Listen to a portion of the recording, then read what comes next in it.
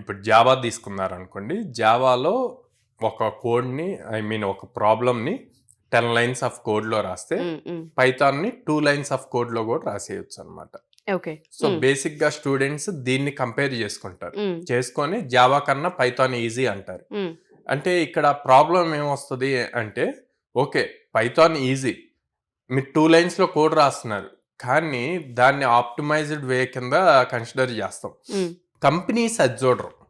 Companies మీరు 2 linesలో రాశారు లేకపోతే 10 linesలో రాశారు అన్నది చూడరు. బెస్ట్ సొల్యూషన్ ఏంటి అన్నది చూస్తారు. ఓకే, ఆ బెస్ట్ సొల్యూషన్ అన్నది ఎప్పుడు చూస్తారు అంటే, మీరు రాసిన ప్రోగ్రామ్ ఎగ్జిక్యూట్ చేసినప్పుడు ర్యామ్ ఎంత తీసుకుంటుంది, ఓకే టైం ఎంత తీసుకుంటుంది రన్ అవ్వటానికి, ఈ రెండింటిని కన్సిడర్ చేస్తారు. సో నేను అందుకే స్టూడెంట్స్కి ఎప్పుడైనా సరే ఫస్ట్ ఆప్టిమైజ్డ్ వే రాయకూడదు, first clear in detailed.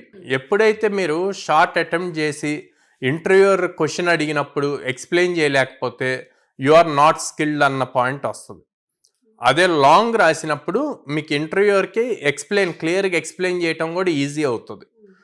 So ఈ పాయింట్స్ అన్నీ చెక్ చేసినప్పుడు ఎక్కువ మంది ఆ షార్ట్ ట్రిక్సే నేర్చుకొని ఇంటర్వ్యూస్లో ఫెయిల్ అవుతారండి. సో అట్లా నేర్చుకోవద్దు, షార్ట్ ట్రిక్స్ అన్నవి నేర్చుకోవద్దు. ఎప్పుడు ఇన్ డీటెయిల్డ్గా రాయటం నేర్చుకోండి, అవసరమైన దగ్గరే వాటిని ఇంప్లిమెంట్ చేయండి.